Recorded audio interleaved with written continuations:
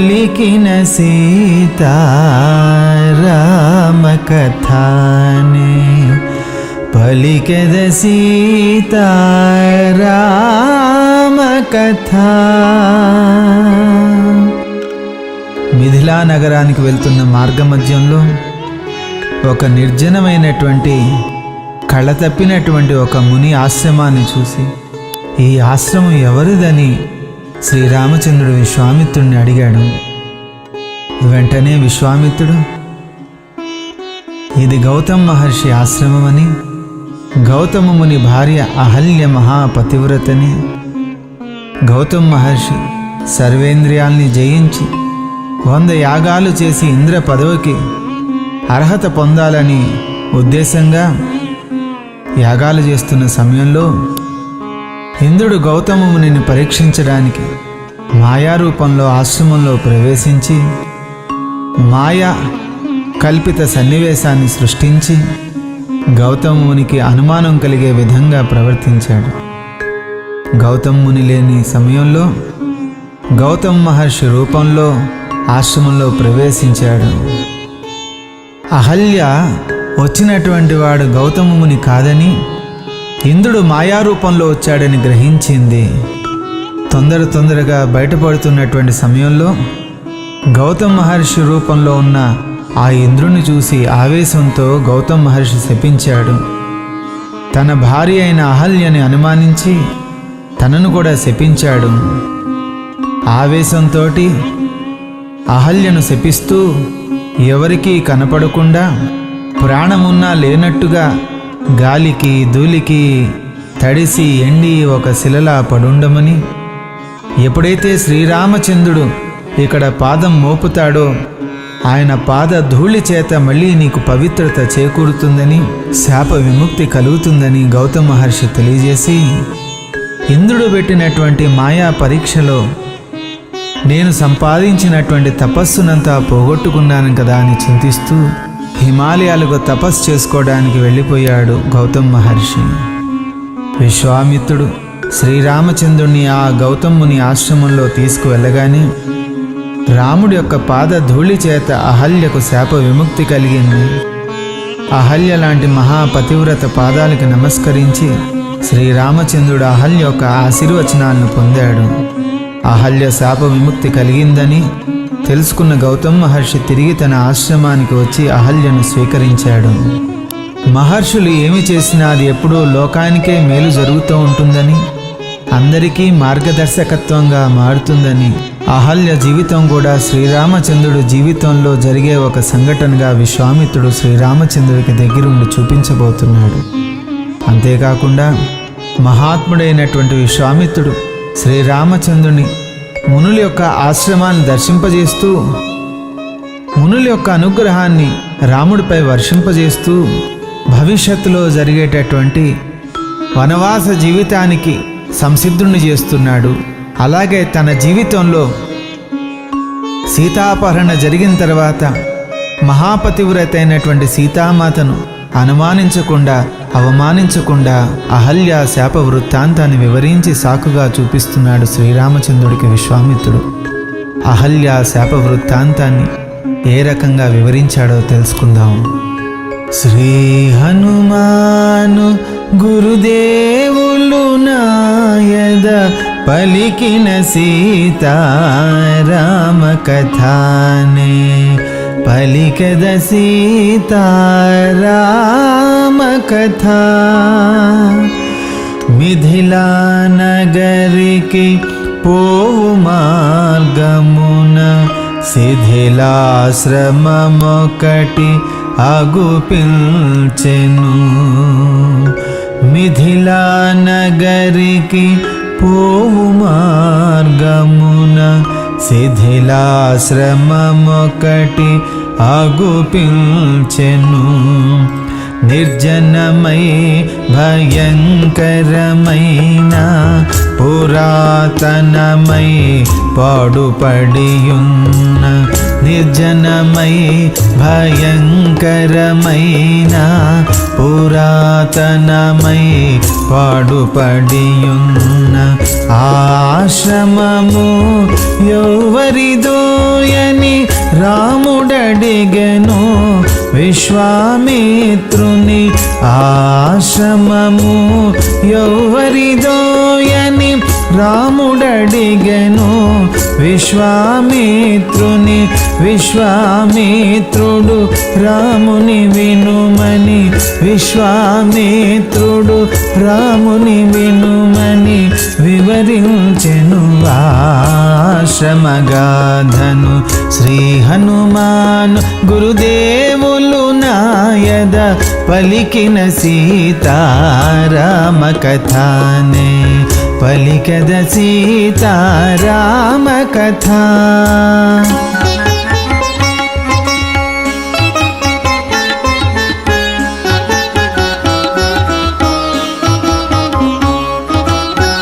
ఇది గౌతమ ముని దివ్యాశ్రమము, సురలందరూ పూజించిన స్థలము. ఇది గౌతమ ముని దివ్యాశ్రమము, సురలందరూ పూజించిన స్థలము.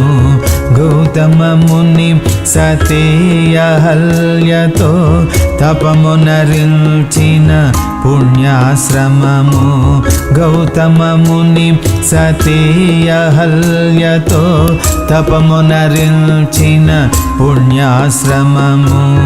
ఒకనాటి రేయి వేకువజామున ఆశ్రమమున ముని లేని సమయమున. ఒకనాటి రేయి వేకువజామున ఆశ్రమమున ముని లేని సమయమున. గౌతమ ముని రూపు దాల్చి ఇంద్రుడు, గౌతమ ముని రూపు దాల్చి ఇంద్రుడు ఆశ్రమమున ప్రవేశించినాడు. శ్రీ హనుమాన్ గురుదేవులు నాయద పలికిన సీతారామ కథానే, పలికద సీతారామ కథ.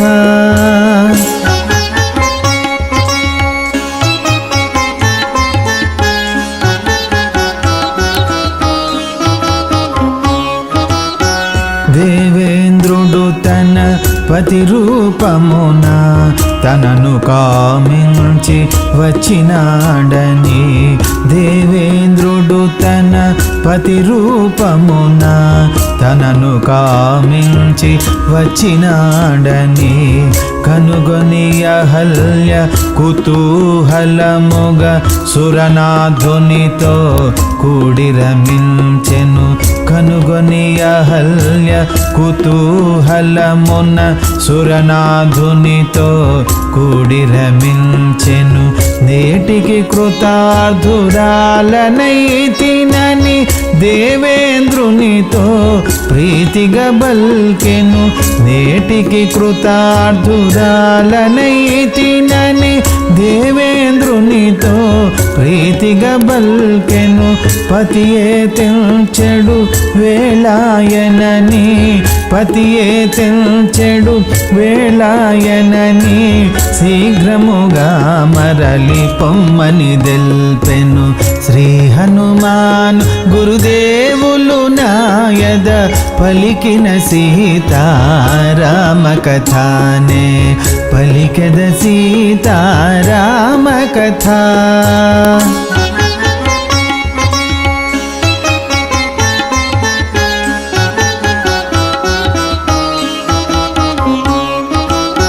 నదిలో స్నానము ముగించుకొని గౌతముడే తెంచు వేళాయనని.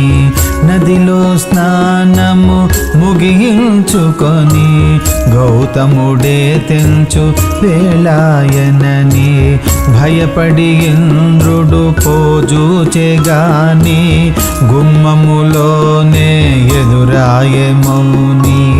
భయపడి ఇంద్రుడు పోజూచెగాని గుమ్మములోనే ఎదురాయే మౌని. గౌతమ మహర్షి జరిగిన పని గని ఆగ్రహమున శపించె ఇంద్రుని. గౌతమ మహర్షి జరిగిన పని గని ఆగ్రహమున శపించె ఇంద్రుని. దుర్వృత్తికింక పాల్పడకుండగా దుర్వృత్తికింక పాల్పడకుండగా అండములుడి నేలరాలగా. శ్రీ హనుమాను గురుదేవులు నాయద పలికిన సీతారామ కథానే పలికెద సీతారామ కథ.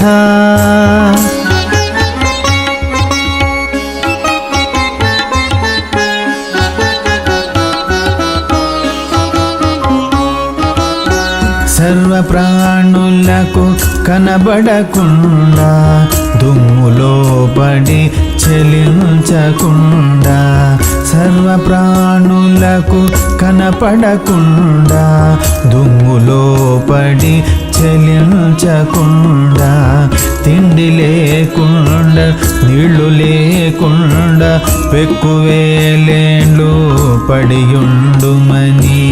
తిండి లేకుండా నీళ్లు లేకుండా పెక్కువేలేండ్లు పడియుండుమని. ఇట రఘురాముడు పాదమిడినప్పుడు పరిశుద్ధి నొంది నను చేరుదువని. ఇట రఘురాముడు పాదమిడినప్పుడు పరిశుద్ధి నొంది నను చేరుదువని. గౌతమ ముని శపించె అహల్యను గౌతమ ముని శపించె అహల్యను హిమగిరులకేగి తపము చేయగను. శ్రీ హనుమాను గురుదేవులు నాయద పలికిన సీతారామ కథానే పలికెద సీతారామ కథ.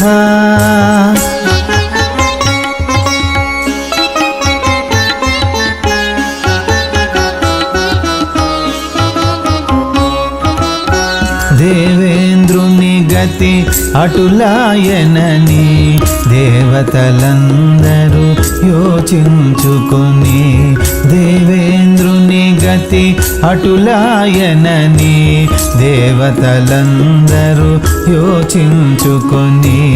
మేషాండములను గొని తెచ్చినారు సురనాథునకు అమరించినాడు. మేషాండములను గొని తెచ్చినారు సురనాథునకు అమరించినారు. అది మొదలుకొని మేషాండుడని దేవేంద్రుడు పేరొందినాడని. అది మొదలుకొని మేషాండుడని దేవేంద్రుడు పేరొందినాడని. రాజసుతులతో విశ్వామిత్రుడు రాజసుతులతో విశ్వామిత్రుడు ఆశ్రమమున ప్రవేశించినాడు. శ్రీ హనుమాను గురుదేవులు నాయద పలికిన సీతారామ కథానే పలికద సీతారామ కథ.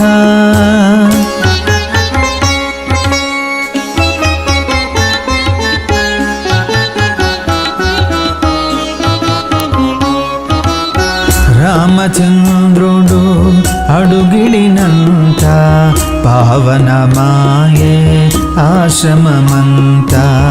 రామచంద్రుడు అడుగిడినంత పావనమాయే ఆశ్రమమంతా. ఎన్నో ఏళ్లకు శాపము తొలగే దివ్యకాంతిలో అహల్య వెలిగే. ఎన్నో ఏళ్లకు శాపము తొలగే దివ్యకాంతిలో అహల్య వెలిగే. ప్రణతులిడిన శ్రీరామ లక్ష్మణుల యథావిధి పూజించే అహల్య. ప్రణతులిడిన శ్రీరామలక్ష్మణుల యథావిధి పూజించయహల్య రామాగమనము తెలిసి గౌతముడు రామాగమనము తెలిసి గౌతముడు మరలి అహల్యను గ్రహించినాడు.